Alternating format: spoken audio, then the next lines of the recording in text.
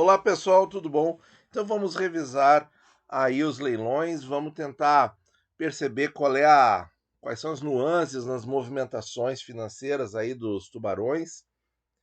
E o grande fato que está mudando um pouco as percepções veio na última sexta-feira, que foi depois desses leilões aqui. Então aqui eles ainda estavam respirando o estresse dos 6%, até com perspectiva de alta. Agora estabilizou e começou a cair um pouquinho. Então, isso ainda não está refletido nesses leilões aqui. Quais foram os dados positivos? O PCE, que eu acho que é da boa, tá? Aqui entre nós, que ninguém nos ouça. Mas eu acho que é forçar um pouquinho a barra, né? Dizer que a inflação nos Estados Unidos está melhorando, que veio bem e tal no PCE, porque o PCE sempre foi abaixo do IPCA deles. Lá os gastos pessoais sempre foram menores que a inflação cheia. Aqui no Brasil é o contrário. Mas, feita essa ressalva, tá? Eu não acho que aquilo é motivo para qualquer correção de trajetória de juros dos americanos. Eles têm que. Porque veio em linha, quer dizer, não está mais caindo, entende? Está estável. Aquilo lá daria 3,65% ao ano. Bom, fechado parênteses, Tesouro IPCA, pessoal, com juros 27, numa taxa de 6,18. Pessoal, 6,18. A gente viu aí algumas manchetes, tá? Eu tenho que falar sobre isso, tenho que gravar um vídeo sobre isso, que a taxa de 6% é insustentável para a dívida pública federal. É, claro que é. Com relação, porque, por exemplo, como é que você vai conseguir pagar uma dívida crescendo o PIB a 2 ou 3% e a sua inflação, e você tem que pagar uma dívida da sua inflação mais 6% e o seu PIB cresce 2 ou 3%? Não fecha, tá? Não fecha a conta, é óbvio que não fecha. Mas o que o Tesouro. Mas será que é isso? Então, em primeiro lugar, será que é isso? Será que toda a dívida pública está em IPCA mais 6? Isso é que a gente tem que ver. Será que agora o governo está vendendo somente IPCA mais 6? O que o Tesouro está fazendo a respeito? Porque, pessoal, não tem bobo, tá? Não tem bobinho em nenhum lado no mercado. Nem no lado do Tesouro, nem no lado do mercado, tá? Tem narrativas, tem alguns, entre aspas, consensos, leia-se Focus, que só são para inglês ver. Todo mundo sabe disso. Não se enganem, todo mundo sabe disso. E aí a gente tem que ver aonde está o dinheiro, pessoal. Onde está o dinheiro, tá? Isso é o que importa. Mas o que é importante é que o Tesouro, sim, ele tem mecanismos e medidas para não deixar isso acontecer, ou seja, não deixar a dívida se tornar insustentável ou impagável, né, que seria uh, só ter emissões acima de 6 IPCA mais 6 e daí não conseguir emitir mais nada e a dívida vira tudo isso aí e aí realmente não há PIB que dê conta de uma questão tão alta como essa, tá? Vou gravar um vídeo específico sobre esse tema, tá? Muito, muito sério.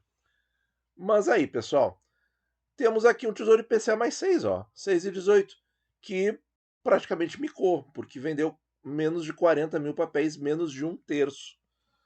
Olha, pessoal, o que dá para pensar aqui? Pô, como é que o mercado vai desprezar uma taxa dessas?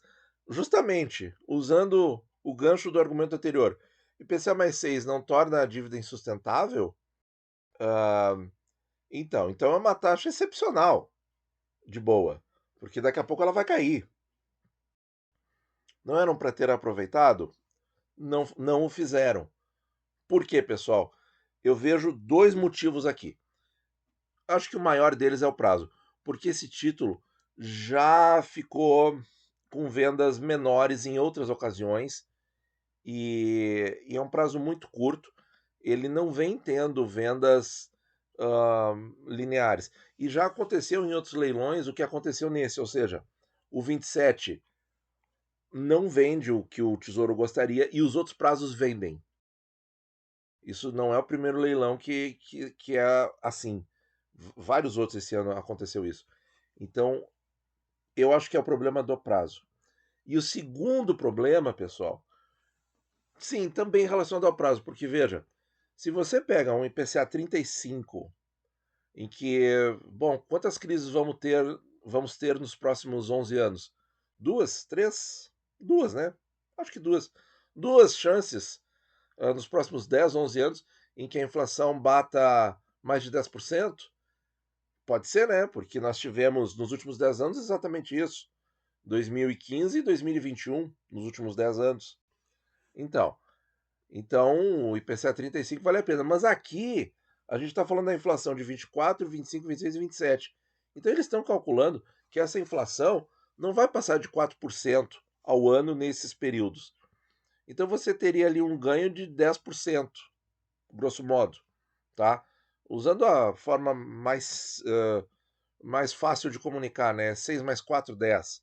Não aquela continha mais exata, tá? Só para facilitar a comunicação. Então, se eles vão ganhar 10, 10 e pouco aqui, é melhor o prefixado a 11. Esse é o raciocínio deles. Porque isso aqui vence em seguida, ele não vai ter tempo de aproveitar crises ou repiques de inflação futura. Pode ser uma linha, tá, pessoal? Pode ser uma linha. Porque olha aqui, ó. O IPCA 32 vendeu tudo na volta 1 e o 45, que é um prazo aí que os institucionais não gostavam muito, passou a vender, pessoal. Passou a vender nas últimas semanas, na volta 1.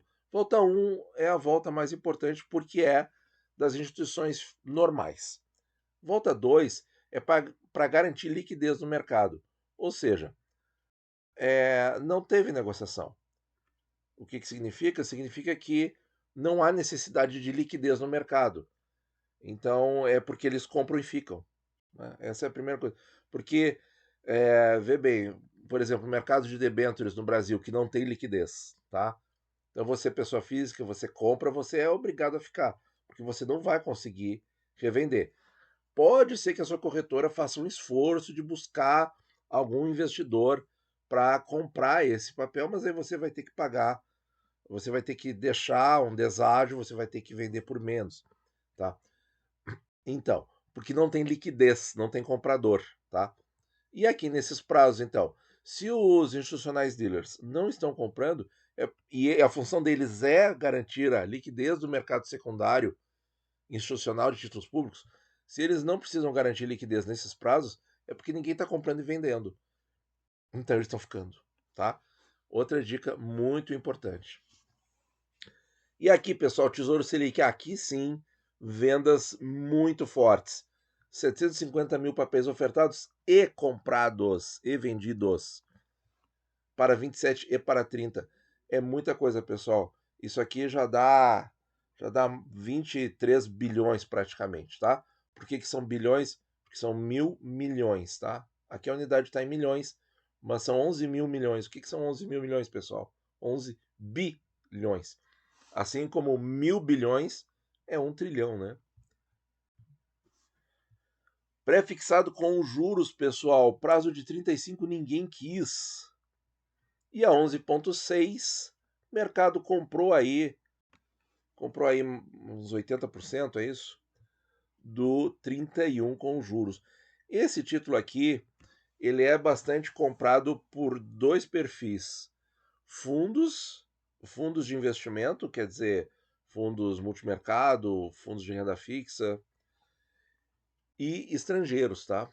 E estrangeiros. Então esses dois agentes aí compram muito esses papéis.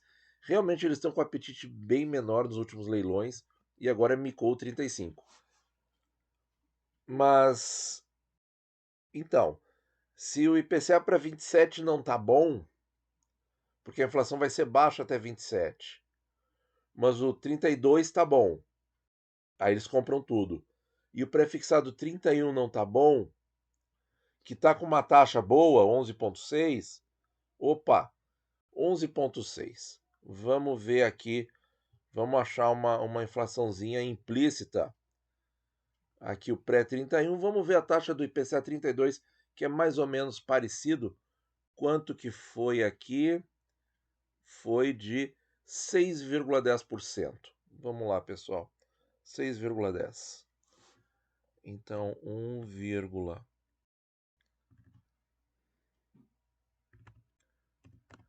dividido por 1,0610. Ah, inflação implícita de 5,24. Número bem mais alto, inclusive do que a inflação que eu calculei ontem, né, no vídeo de ontem, para o DI futuro, né, para 29, que era 4,9 e aqui 5,24. Então, para 35, para 31, 5,24 tá bom, porque eles compraram. Mas para 35, ó, já não compraram. Por quê? Porque esse número pode estar mais alto, não tem a divulgação da taxa aqui, portanto, mais risco.